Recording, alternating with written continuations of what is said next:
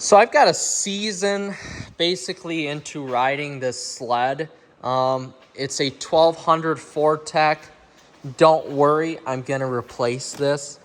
Had a little bit of a rear end issue with Alexa's sled here, which I'm going to change out here in a little bit. But I actually just want to give my overview and thoughts of this machine here. So the 1200 Fortec. Excellent machine. It's a 135 horsepower monster, and it's about 70 pounds heavier than that 600 HOE Tech. And for me, a lighter guy, I can definitely notice it. For a heavier dude who weighs, twice as much as me, or even 100 pounds more than me, they're not going to notice. So my overall impressions of this sled. The drivability of this sled is second to none. This is the best trail sled I've ever ridden with this 137-inch track. There's nothing, frankly, that can compete with this, and except just the newer generations of Ski-Doos moving into that 900 Ace and 900 Ace Turbo. But I do have to say I'm very sad to see this 1200 Fortec go, this engine. And I know they wanted to replace it with that 900 Ace Turbo, but there's something about naturally aspirated power that just gets me. I love naturally aspirated V8s, as seen in both my vehicles. And I really like the fact that this is a high horsepower, naturally aspirated 3-cylinder engine. I just, frankly, I love that. So with that being said, this is the best trail sled I've ridden. The R-Motion suspension, very similar to, the XP, but this R-Motion suspension is phenomenal. I love it. It is just a phenomenal suspension. It's easy to adjust. I have the torsion springs set at the 1 setting, which is the lightest setting for a person like me, and I've got those set at 2. But this is the best trail sled I've ridden so far. The power in Eco. What's awesome about this, there's Eco, Standard, and Sport mode. And I usually just run it in Standard or Sport mode most of the time.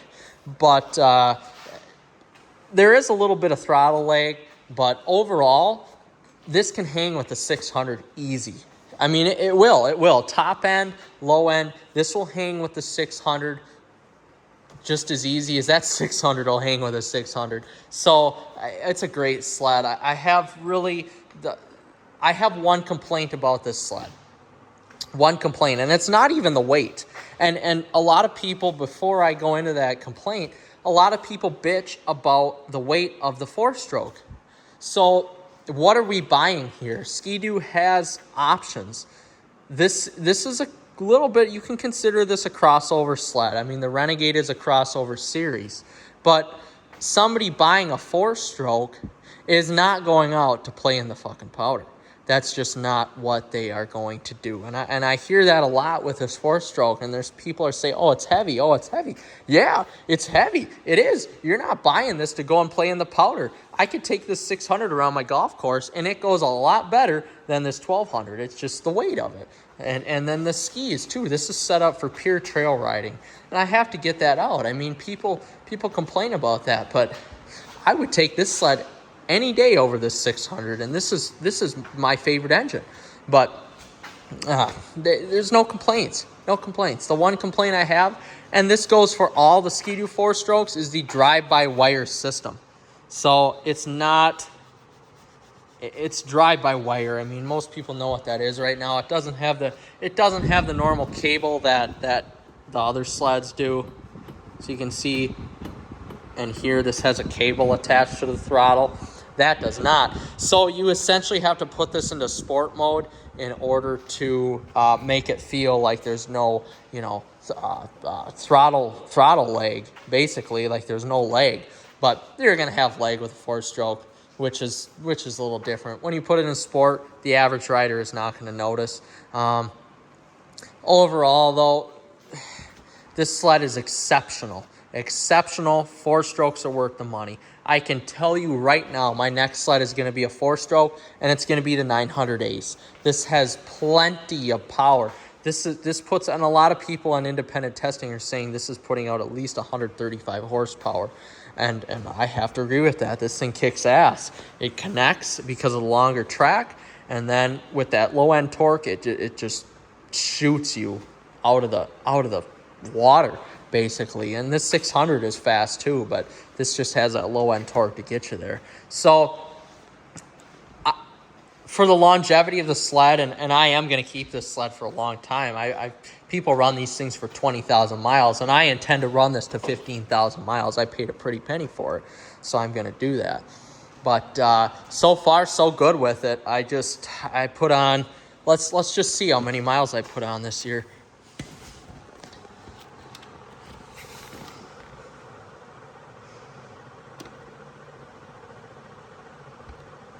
$1,161 miles since I bought the Sled. Pretty impressed with that. That is over a short 3 to 4 week span.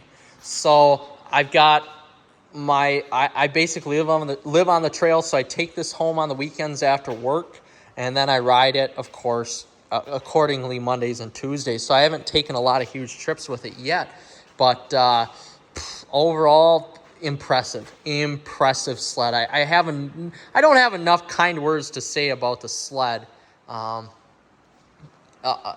Basically about this engine that I can even get out. So overall, great Sled if you're looking to buy one. Completely worth it. These 4-stroke engines are bulletproof.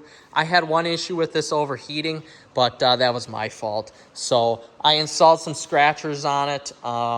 When it comes to snowmobiles, I'm not very mechanically inclined. When it comes to that stuff, I'm a little bit more inclined. I just get the 1,000-yard stare when I look at snowmobiles. So anyway, I installed the scratchers. That seems to work pretty good. I got to get some different carbides here pretty quick. But overall, impressive Sled, impressive engine. This is perfect.